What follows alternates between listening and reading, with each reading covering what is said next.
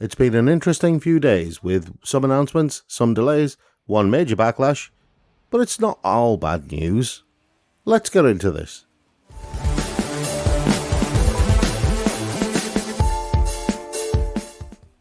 Hi, I'm Prob, and welcome to News Trash here on the Geek Show, your regular look at the more interesting things that have been happening in the world of video games over the last few days.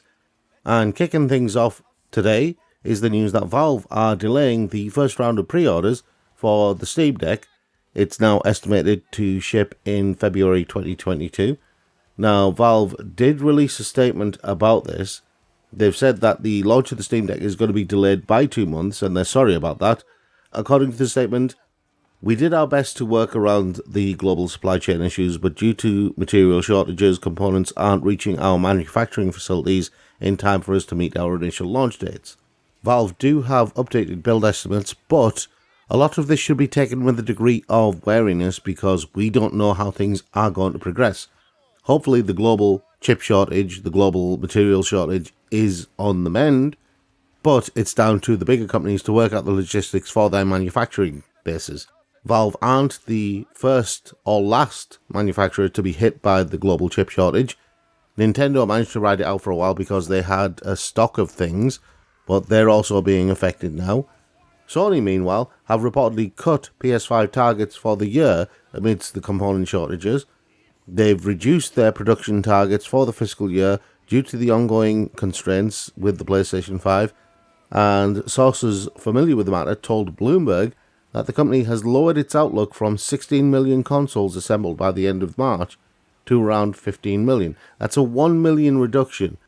Moving on to Call of Duty Vanguard, the flavour of the month. I say that with immense sarcasm because, like it or not, it is just another Call of Duty game.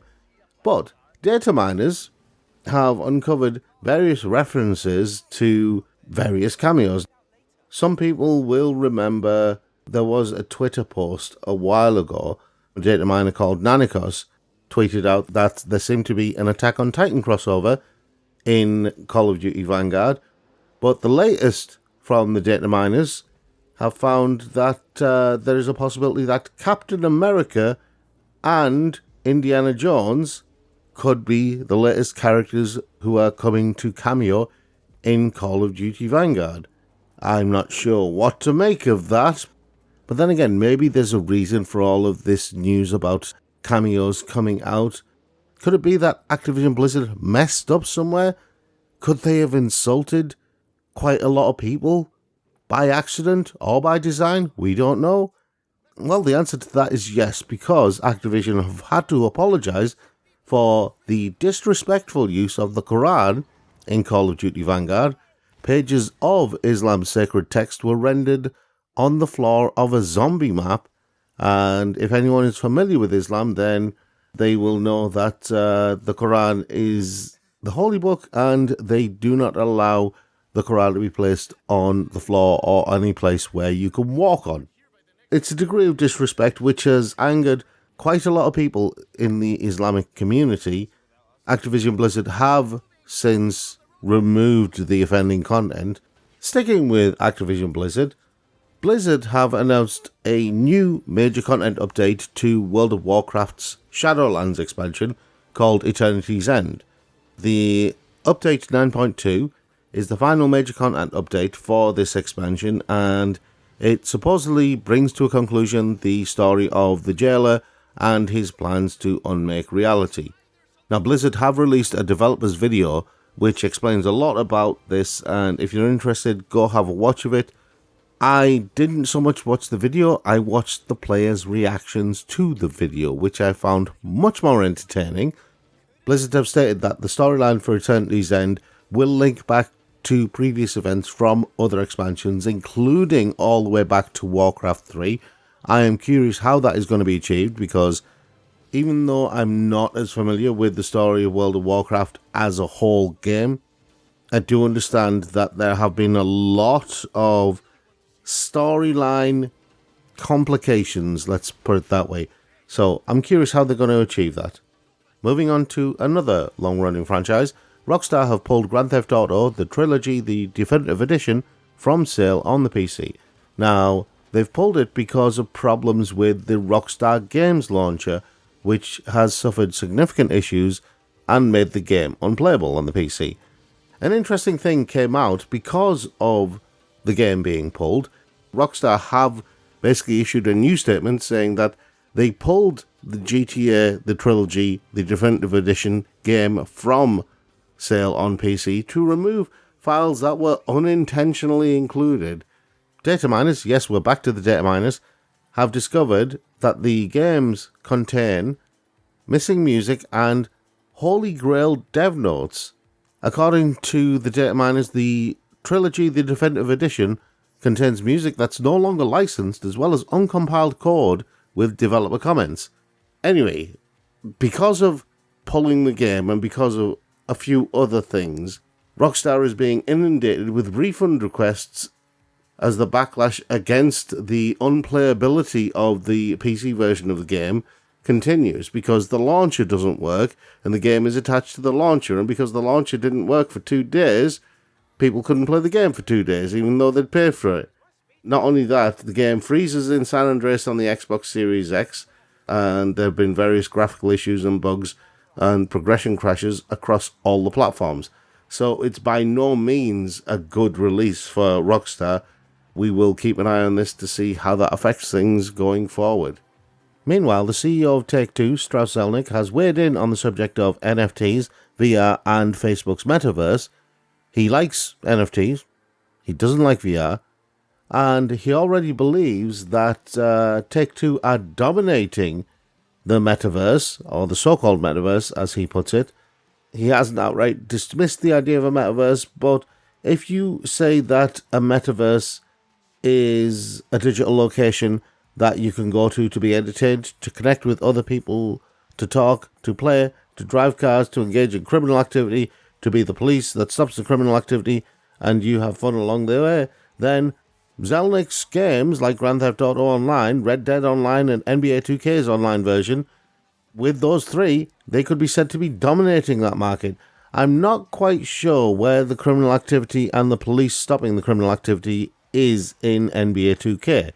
So I would like more clarification on that particular point.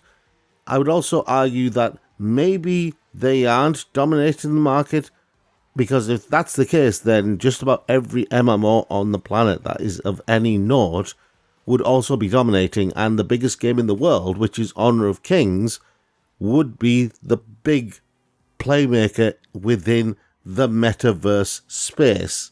Just throwing that out there, Strauss. But that's not the only thing he's commented on. During the Jefferies Virtual Global Interactive Entertainment Conference, Mr. Zelnick was asked whether the publisher's core franchises have a shelf life or whether they can live on permanently through broader industry changes and technological advancements. His response is actually quite interesting. According to a transcription by Video Game Chronicle, if it's really, really great, it will keep going. I don't know if you saw it. I just saw the new Bond film. That was great. And you would like every franchise to be James Bond. There are precious few entertainment franchises of any sort that fall into that category, but they do exist, and I think GTA is one of them. I think Red Dead is one of them. NBA is obviously one of them, because the game of basketball will continue to exist. So yeah, basically GTA can last as long as James Bond, potentially. And I will admit, that can be the case. Okay, moving on to our last couple of news stories. One of them good, one of them strange. Mihoyo, the makers of Genshin Impact, have told fans that it is okay to make merchandise of their game. Now, this doesn't mean a carte blanche. It doesn't mean you can go out and make all sorts of stuff and make loads and loads of profit from Genshin Impact. This is mainly aimed at small-scale fans who are looking to create limited runs of content, usually less than 500 or 200. Those fans, in particular, are free to create original secondary content from already published content of the Genshin Impact series and produce physical merchandise to give away or sell. And they've even given details on how they can do this. They have stated that there are exceptions. Sellers can't violate relevant laws, for example, and the products can't harm the reputation of Genshin Impact or Mihoyo. But it is wonderful to see a developer actually making space for fans to create their own products, their own comics, their own artwork, and possibly be able to sell that at conventions which celebrate the game, or the art style, or whatever. It's great. It's a very, very big nod to the fan community, and I love this. I wish more developers would actually go down this route. So, kudos Mihoyo. Yes, I understand that it is limited, but I still think it's a wonderful step in a very good direction. And finally, would you pay $10,000 for an exclusive Xbox Series X that has been made in collaboration with Gucci? Yeah, neither would I. Anyway, Microsoft seemed to think that people would pay $10,000 for an exclusive Gucci Microsoft branded console, so they have teamed up with the luxury fashion house for a special edition Xbox Series X. The bundle will include the console, 2 wireless controllers, a subscription to Xbox Game Pass Ultimate for an unspecified length of time, and a Gucci-made carrying case, and it will go on sale on November the 17th. It is limited to just 100 hand-numbered editions. Every component of the limited edition Xbox oozes Gucci branding, really, including the CPU and the GPU and stuff like that. Were they designed by Gucci? I doubt it. Gucci explains that the GG pattern has a double meaning, becoming a wordplay not only representing Gucci or Gucci's initials, but also the gaming phrase, good game. I'm going to stop there. Let us know what you think about the stories that we've covered in the comments below. If you're interested in hearing more of our opinions on video games, then you can check out our other series, Impossible Mission, which is also on our YouTube channel. And if you're interested in keeping up to date with what's coming out from one week to the next, then you can check out our sister show, Trailer Trash, which is out every Monday. If you want to show your spot, then you can check out our Patreon, where we have various things from Doctor Who. We have our exclusive Director's Lottery podcast, which is a random chance podcast with a difference. You've probably not heard anything like it before, so do check it out. Anyway, that's it from me for today. I will see you all next time on News Trash. Until then, thanks for watching.